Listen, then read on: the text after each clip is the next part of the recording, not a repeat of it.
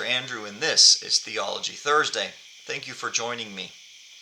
Today we're going to look at two things that are actually found physically in the church, in the worship space, in the sanctuary.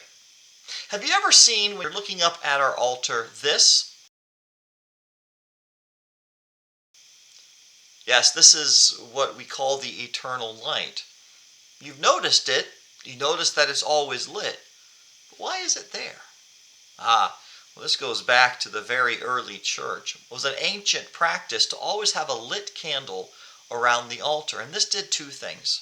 First, it symbolized that Christ was present there, and that this space was holy and set apart for worship. The second thing that this lit candle did was let everyone know that this is the place around this altar where the Eucharist, the Lord's Supper, the sacrament of communion, where the Holy Supper was prepared and served in the service.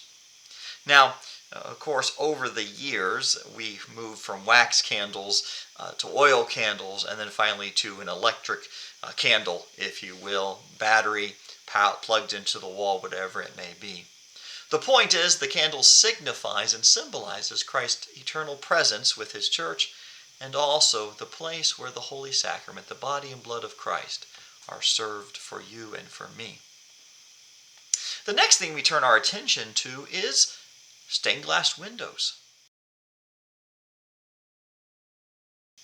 Now, I know you've seen churches with all types of stained glass windows, but have you ever wondered why churches have stained glass windows?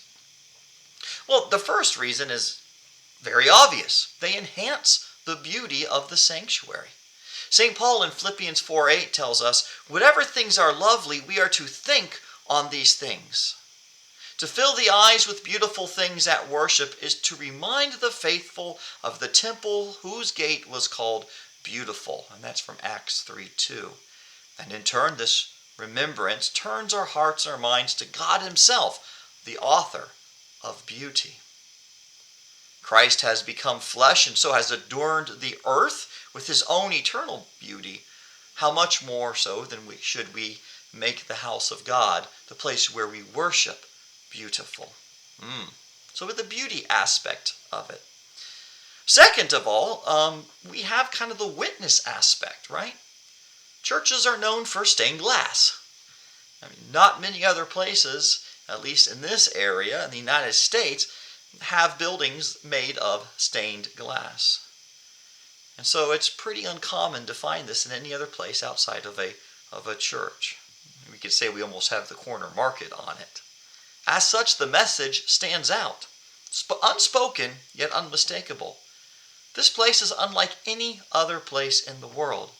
It is where heaven and earth meet, where through Christ, who is preached and administered through the holy sacraments here in this place.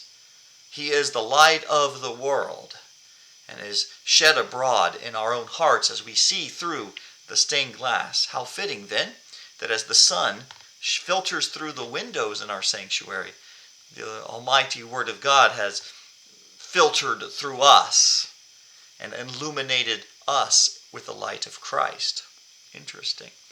Now you might say, Pastor, that's rather grandiose. Well, it is. The most practical reason why churches have stained glass is that they're teaching opportunities. Much of human history, people were illiterate.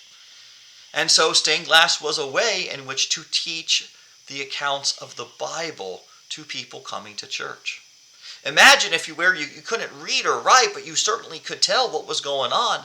As you entered into a sanctuary, there to your right was a tree with a snake and a man and a woman. And you would know this to mean Adam and Eve as you were instructed. And you were reminded of the fall.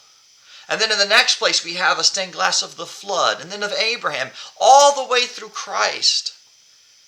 And then there in the centerpiece, the beautiful cross in stained glass, Christ suffering for you, and then his resurrection, and then finally another stained glass window with his return, with all of the host of heaven there around, worshiping around the throne of God, as Revelation 21 tells us. Beautiful imagery that teaches us the Bible.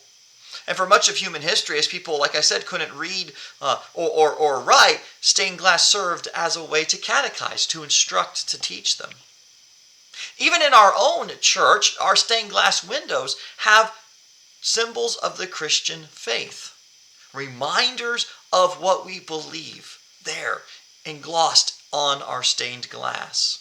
You might see Luther's rose. You might see the ichthus symbol. You might see 3 nails. You might see a ship's anchor. What do these symbols mean? Coming up soon on Theology Thursday, we're going to take a deeper look into the stained glass windows of our church to find out, what do these symbols actually represent? They still serve to teach us something today. Thanks for joining me today on Theology Thursday. Next week we have special editions of Theology Thursday as we journey through Holy Week. Special editions, and then we will continue with our regularly scheduled Theology Thursday the following week after Holy Week. God's peace to you. Take care.